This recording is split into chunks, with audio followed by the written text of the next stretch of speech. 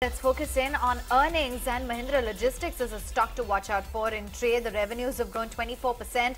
Operationally, it's been a steady quarter to say the least. Mr. Pirojshaw, Sarkari is the CEO of Mahindra Logistics. He now joins in on the show to talk more about the road ahead.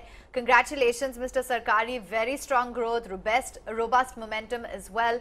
How would you really sum up the quarter? What are some of the milestones in the year gone by? While of course numbers are important and we have achieved certain milestones this year, that is $500 million in revenue, and our PBT has crossed 100 crores. But there are other factors that have been very, very encouraging, specifically to the industry as a whole.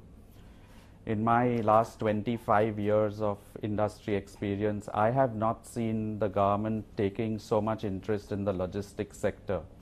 If you just look at the last 7 to 8 months, the kind of reforms that have been brought to boost the logistics sector are unprecedented, beginning from GST, moving onwards to giving infrastructure status to the logistics industry, and then Sagarmala and the regional airports, and followed up by the e-way bill.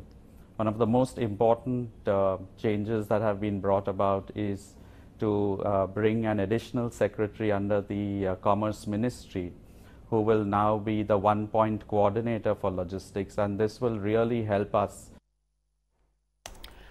Okay. We are seeing steady margin expansion as well, led by operational efficiency, and this is of course aided by the reduction in strategic consulting fees. What progress are you penciling for this over the next 4 to say 6 quarters? So our focus in MLL is to grow our non-Mahindra business, and more so with GST coming in, the focus is going to be on consolidating and putting up large regional warehouses and distributing from these warehouses to more than one single state, which was happening earlier. Now these are the two services, that is managing large warehouses and distribution, that will bring about enhancement to the margins in our company. Basically, vanilla line haul transportation is very low margin. So we call this value added services, and this is what will benefit the manufacturer as well as the end consumer, because when you build out large warehouses and distribute to larger areas, you bring down the cost of logistics. What are the new client wins, and how do you expect these relationships to mature through FY19?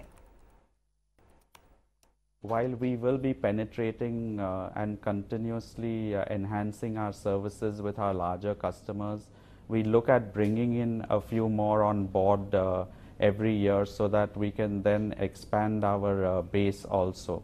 We have a long tail with whom we do small business, and that's the funnel opportunity that we already have with us.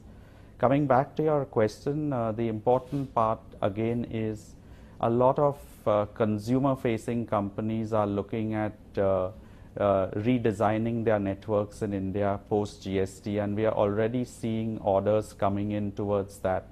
Consolidated warehouses, so from around 26, 27 godowns that they used to operate in the country, they are coming down to something like 12, 13, which will be larger warehouses. And that's where Mahindra Logistics, which is an organized player and has the processes and technology, will be able to leverage. Okay, Mrs. Sarkari, FY18 has been a transformational year for logistics sector, thanks to government initiatives as well. As the reforms play out, how do you see third-party logistics growing in a better way compared to the overall industry? And also, how will the e-way bill ease life for you? We definitely look at an overall growth rate that is above the industry, specifically as we grow our non-Mahindra business.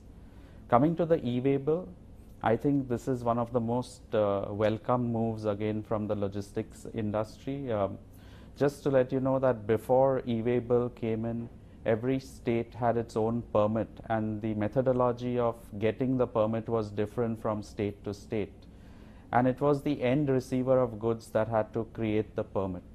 This created a lot of inefficiencies in the system. Now what has happened is there is one government portal It's the origin that creates the e-way bill, and therefore the inefficiencies that were existing because of that earlier go away.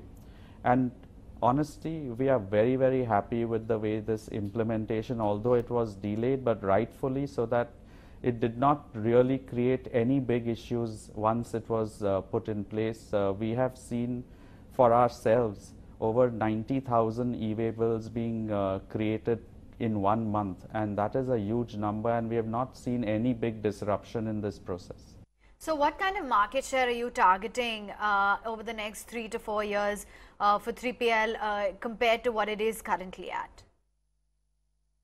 So like I said, we are looking at growing above the industry stated growth rate of 20%. Specifically, our non-M&M business will grow at a much higher rate, and therefore from a market share perspective, we are still very, very small, although we are one of the largest 3PL players in the country, because the market itself is so very large over here. So even to get a 1% market share, you can imagine in a 6 trillion rupee market, it really takes a lot of numbers. So I would not comment on market share at this stage. It is more about how rapidly you can grow the organization. Okay, finally, Mr. Sarkari, what's the capex marked for FY 19-20? Any growth targets you're aiming at? And because you closed FY 18 with very strong 28% growth, so what can we expect next year? So from a capex perspective, as you know, we are an asset-light organization. Our capex is basically twofold. One is in technology, and we continue to invest in technology to enable both our supply chain and our people transport business. The other capex that we invest in is, since we are now going to lease out these large format warehouses, they will require a lot of material handling equipment to bring in efficiencies. And that's the second capex that we will be really investing in. Once again, I want to reiterate the fact that the 3PL industry is stated to grow at 20%, and we as Mahindra Logistics are looking at growing much faster than that. All right, we'll let you go on that note. Appreciate you taking the time out, joining in and giving us more details about the road ahead for Mahindra Logistics. And the stock price is currently in focus. It's been a great quarter for the company, and the management as well is fairly confident. Down by 1% at 484.